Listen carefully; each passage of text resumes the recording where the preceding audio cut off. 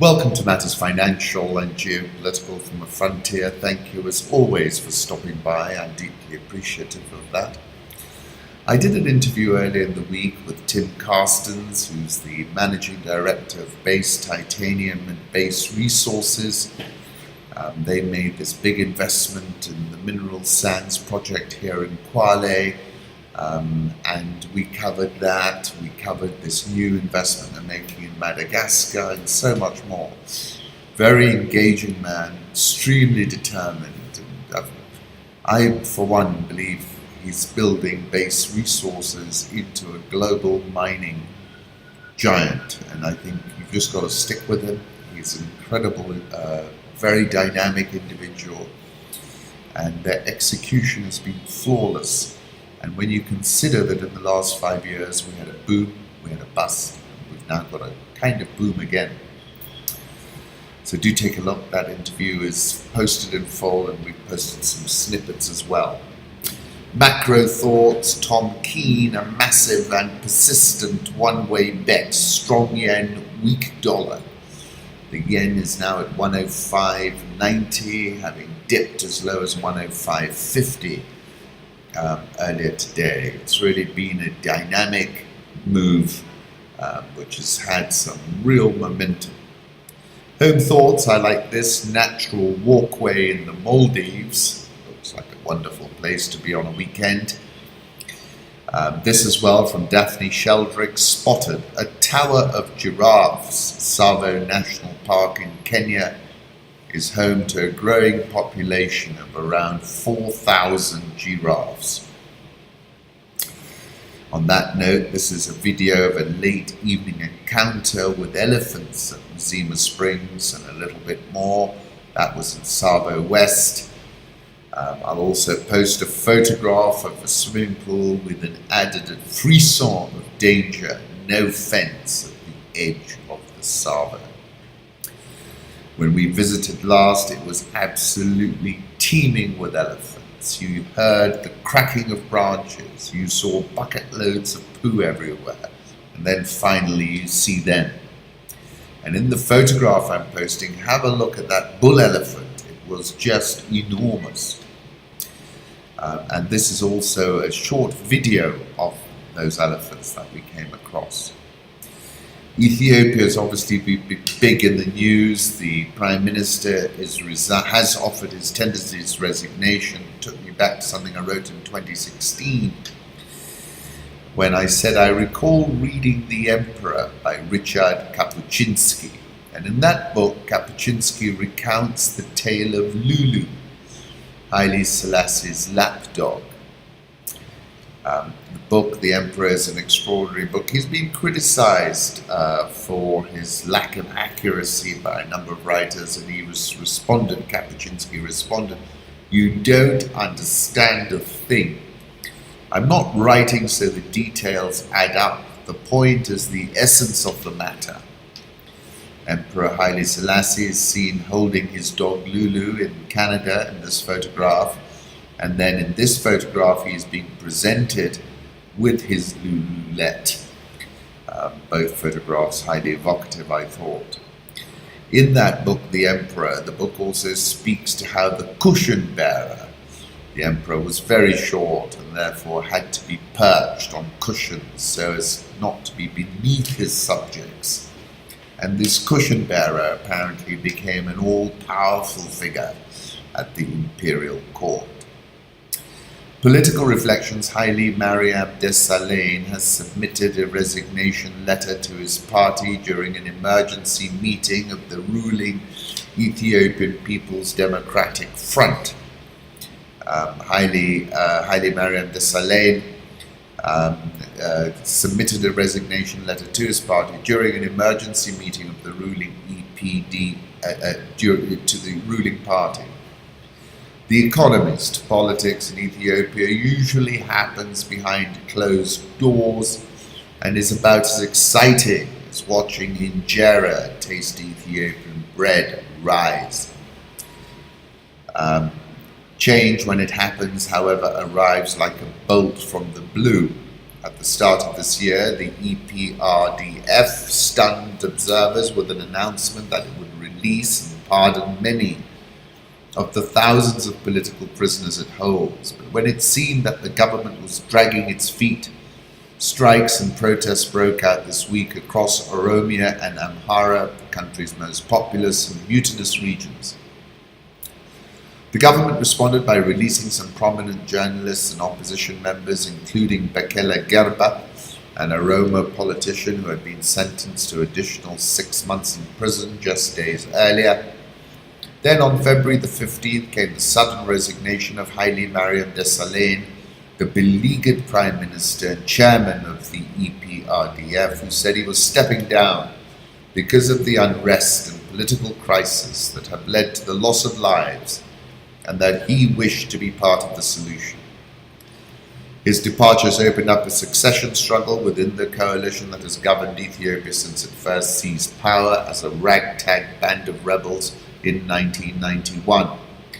The EPRDF is a coalition of 4 ethnically based parties that has long been dominated by the Tigrayan People's Liberation Front, the TPLF, which represents Tigrayans who make up just 6% of the population.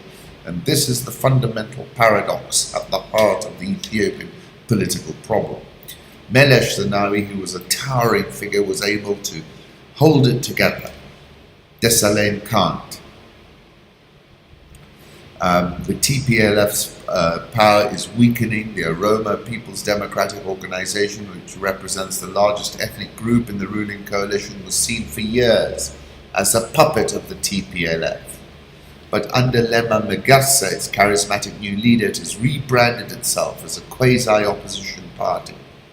It now wants to take the helm, backed by a belief among Oromos that it is their turn to have their own in charge. The next leader must be an Oromo, says Sayun Toshomi. There is no doubt about that. Hailemariam says he will stay in office until a successor is found. Whoever it is will face powerful headwinds.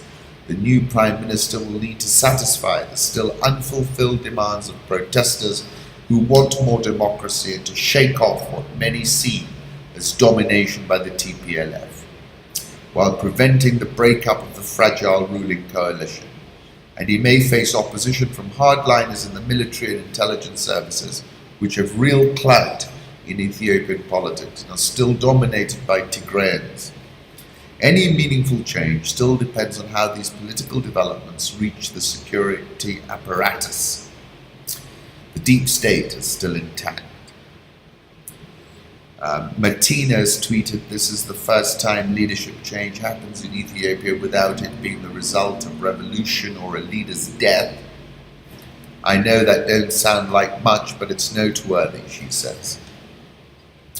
I said the government need to change tack and effect a course correction, and history shows us that a course correction is one of the most difficult things to pull off.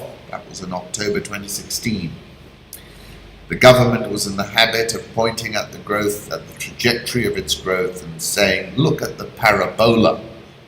However, as Maplecroft said in 2016, Ethiopia's reputation for stability has been shattered by an escalating series of protests in Oromia and Amhara regions. It is clearly not a tenable situation anymore, and it's reached a head. How it's managed now is key. Saudi Crown Prince arrived in Japan with 10 plane loads of staff, furniture and luxury goods for personal use. The Japanese emperor met him in this empty room with the simplest of settings, giving a message to MBS that greatness lies in knowledge and higher values, not in the ugly display of wealth. China continues construction of military infrastructure in the Spratly archipelago. Take a look at this link. The greatest activity for the construction of military installations was conducted on the Fury Cross Reef. The area in which the work was performed amounted to 110,000 square meters. It is reported that the 3 largest artificial islands built runways, hangars, aircraft, radar stations and satellite communications, underground storage for ammunition, barracks, etc. As I said previously, China has established control over the South China Sea. It has created artificial islands and then militarized those artificial islands. Apart from a few half-hearted and timid FONOPs, and the UK is about to do one, China has established control over the South China Sea. My piece last weekend was about Kim Yo-jong, and in another example of soft power, I was talking about how they seem to be able to use hard power, which is this nuclear tests, and soft power, which is a sister, and is not to be underestimated, however repugnant his regime might be. The Spectator has an editorial on the ICC. The wheels of justice at the ICC turn so slowly that it has pioneered a variation on the death penalty. Proceedings drag on so long that defendants have a habit of dying before a verdict can be reached. US stocks closed out their best 5-day run since 2011. Currency markets, Euro 125.30, dollar index 88.40, Japanese yen is at 105.92, Swiss franc 0.9203, the pound is at 141, the Australian dollar has come back higher, 0.7980, India rupee 63.965, South Korean won 1062.72, the rial 322.79, Egyptian pound 17.646, and the South African rand firmer still at 1160.55. The dollar index has dropped to the lowest level since 2014. It's been a bloodbath in the dollar. You remember at the beginning of the year I talked about an 88 level. We're at 88.40 now. Net foreign selling of treasuries totaled nearly $16 billion in December. China isn't backing down. Their holdings rose to 1.18 trillion. Interesting. Largest increase since 2010. Among those foreigners selling most treasuries, the report shows Japan sold 22.6 billion and Turkey sold 8.6 billion. Euro dollar, let me put up a 3-month chart, last trading at 125.30. Ezon's clients enjoying their private dinner at Palazzo Avino on Italy's Amalfi Coast. It's an interesting article in Luxury. Bloomberg Pursuits about the best places that the ultra-rich can celebrate Valentine's Day. Bitcoin jumped above 10,000. Have a look at this chart, but we're back at around 9,950. Soros is eliminating his stakes in Facebook, Amazon, and Alibaba because he sees them as enemies of democracy. This goes back to what I was writing. They facilitated the Russian intervention, whether it's deliberate or not, we don't know, or knowingly or not. And that's why I wrote that piece, We Have a Deviate Tomahawk. Gold was last 1358.50, 1360 now, and that's been on a strong rebound. Crude oil futures rallied 1.09% yesterday and are up again today at $61.60. Emerging divergence in bonds as the threat of US inflation rises and benchmark treasury yields approach 3%. 10-year emerging market bond yields are offering investors the widest spread since at least 2010 over their developed market counterparts. That's because the recent global rout triggered an increase in yields in developing nation debt, while inflation has remained benign based on the average of 10 emerging markets compiled by Bloomberg. I wrote about this on the 5th of Feb when I said, interestingly, JP Morgan's MB spread is down to 258 basis points, the tightest since mid-2014. How long this lasts is anybody's guess, I said, because I wasn't expecting it to last very long. And then I said as well, emerging frontier market borrowers surely need to get their skates on and pull the trigger real quick on any borrowing they've been considering for this year. Africa, of course, plenty of them getting their skates on. Bishops in Tanzania denounced the government for suppressing freedoms. This is the Catholic News Agency. Bishops of Tanzania spoke out this week against the suppression of several constitutional freedoms within the country, saying the government is becoming responsible for threatening national unity. The activities of political parties, such as public gatherings, demonstrations, marches, debates, inside premises, which are the right of every citizen, are suspended until the next elections, read a February 11th pastoral letter signed by the Conference of Catholic Bishops of Tanzania. Political tensions within Tanzania have been rising with upcoming by-elections. Media are closed or temporarily suspended, thus restricting the rights of citizens to be informed, freedom of opinion and the right to privacy and expression.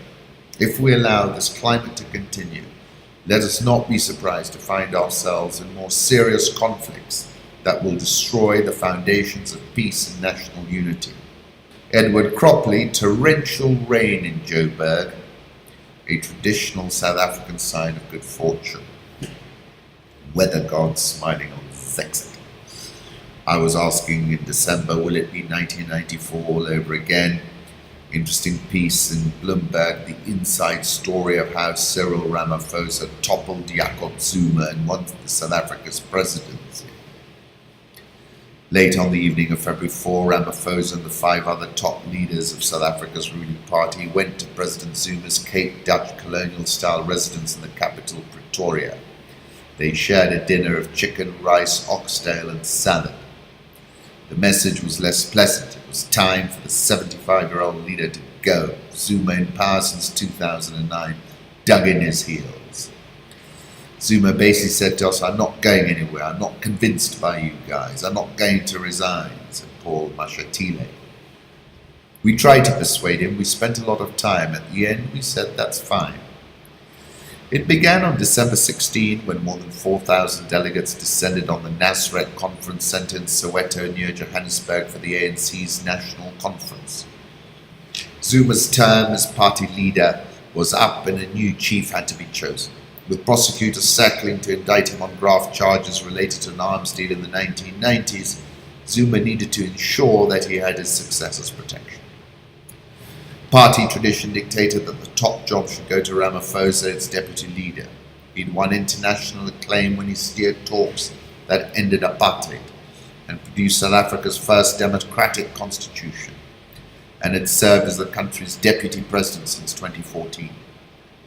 Instead, Zuma backed his ex-wife Dlamini Zuma, mother of 4 of his more than 20 children. His confident demeanor in the lead-up to the gathering indicated that he thought she had the contest in the bag. What Zuma hadn't counted on was 3 court rulings that disqualified about 100 of his allies from voting,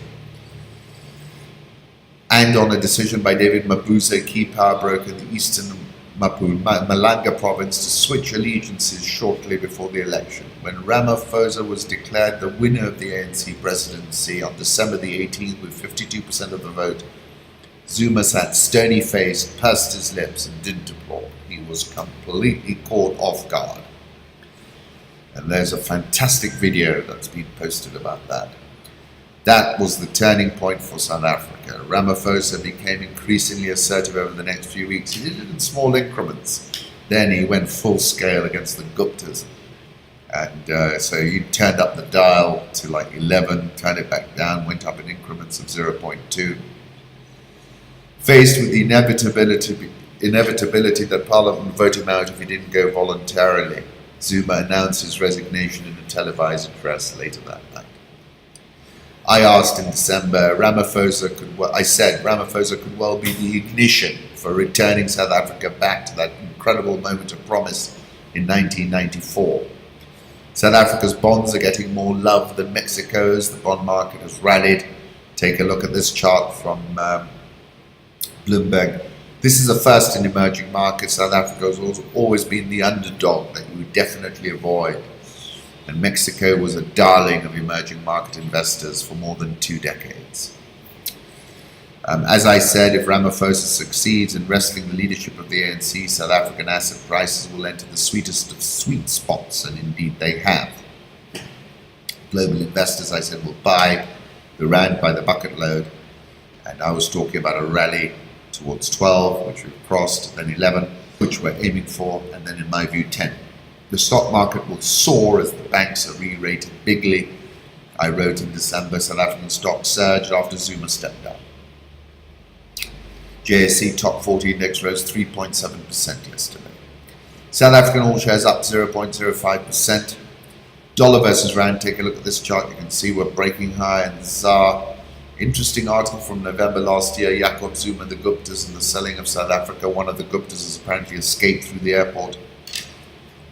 Egypt cut interest rates for the first time since floating the currency at the end of 2016. You might disagree with Sisi and his stifling of democratic space, but he did everything right when it comes to the economy. Egypt cut interest rates for the first time since floating the currency at the end of 2016, starting a widely anticipated easing cycle after record high borrowing costs helped curb inflation and attract $20 billion into local currency debt. Egyptian pound, this is a 3-month chart, I think will continue to strengthen. Nigerian all shares up 11.4% this year. The Ghana Stock Exchange is up 28.67% this year and is the best performing stock index worldwide.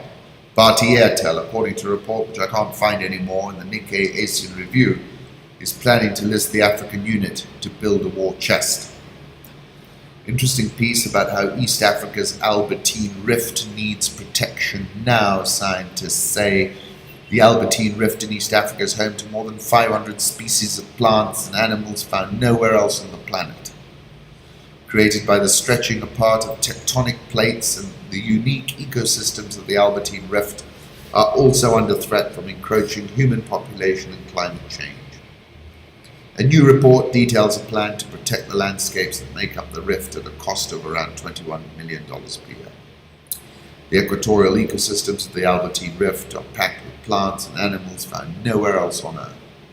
Formed as tectonic plates in Eastern Africa, slowly pulled away from each other for millions of years, the unique habitats in this epicenter of biodiversity have rapidly come under threat in recent decades from conflict, poverty, and a booming human population.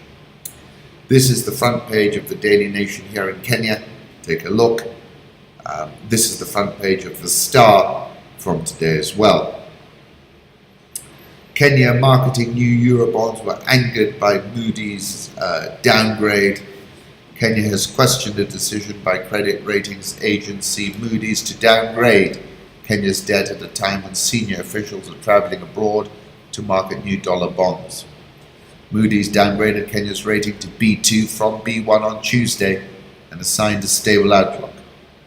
Its action came as the Finance Minister Henry Rotich leads a roadshow abroad for new Eurobonds to raise a minimum of $1.5 billion. They want more than that. Kenya's total debt has risen to about 50% of GDP, and as it borrowed locally and abroad to build new infrastructure projects like a modern rail line from Nairobi to Mombasa. For every 10 shillings generated, shillings 5.4 will be used to repay loans. Kenya to pay back 1 trillion shillings in 2018-2019 financial year.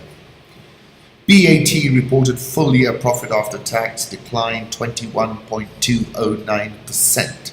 Gross revenue was down 6.02% to 34.468 billion. Net revenue was down 5.924%. They reduced the cost of operations by 12.0873%. That's a sharp reduction. They incurred reorganization costs of 392 million shillings. Finance costs were up 67.458%. Profit before tax was down 17.662%. Profit after tax was down 21.209%.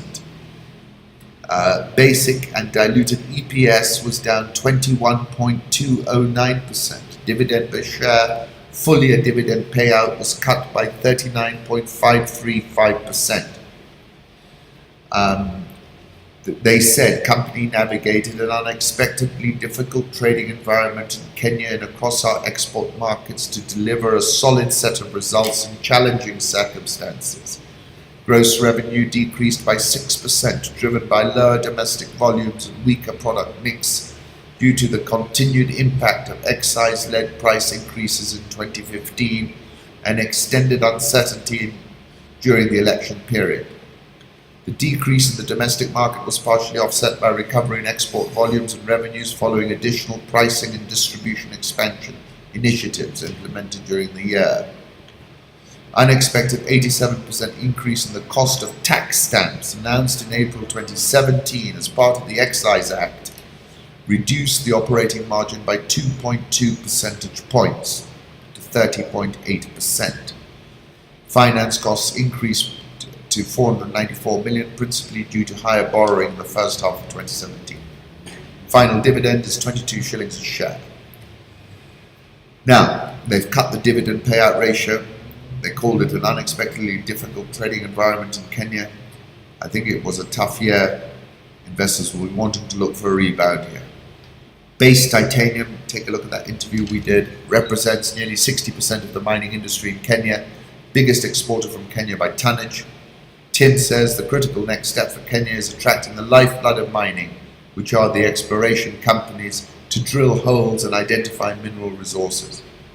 Toliara in Madagascar is a transformational purchase for Base. We've studied 40-odd mineral sands projects around the world, and this kept coming back to us, he says. Base has been granted a significant area of exploration tenure to continue to provide more benefits and stimulus to the Kenyan economy. Our products are very much lifestyle products. Consumption is tightly tied to global GDP. The current environment is consistent and predictable.